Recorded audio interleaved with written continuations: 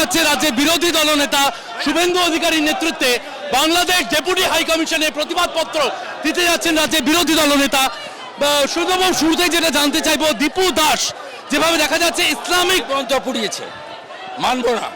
পৃথিবীর হিন্দুরা রাজনীতি পরে বদলা চায়, বদলা চাই। হরগোবিন্দ দাস, চন্দন দাসের মতো একেবারে বেছে বেছে খুন, জীবন্ত পুড়িয়েছে, নিরীহ নিষ্পাপ, কোনো দোষ ছিল না। মানব না।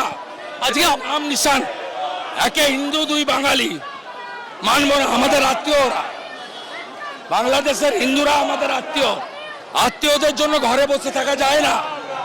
আত্মীয়কে পড়ালে ঘরে বসা যায় না, যায় না, যায় না। আমি আগে হিন্দু, তারপর রাজনীতি।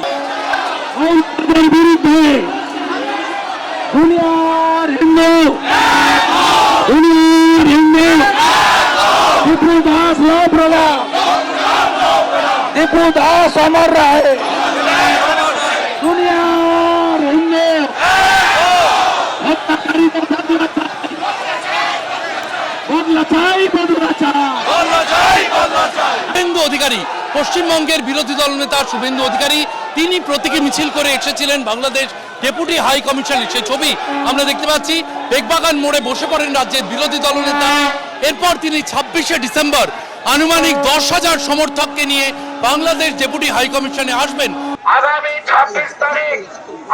26 তারিখে আমরা পুনরায় 10,000 মানুষ নিয়ে আমরা বাংলাদেশ ডেপুটি হাই কমিশন অভিযান করব।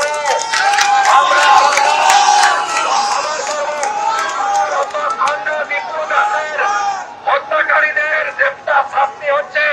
আমরা ডেপুটি হাই কমিশনকে সুস্থভাবে এখানে অফিসে বসতে দেব না। 1 কেজি পেঁয়াজও বাংলাদেশে পাঠাতে দেব না, দেব না, দেব না।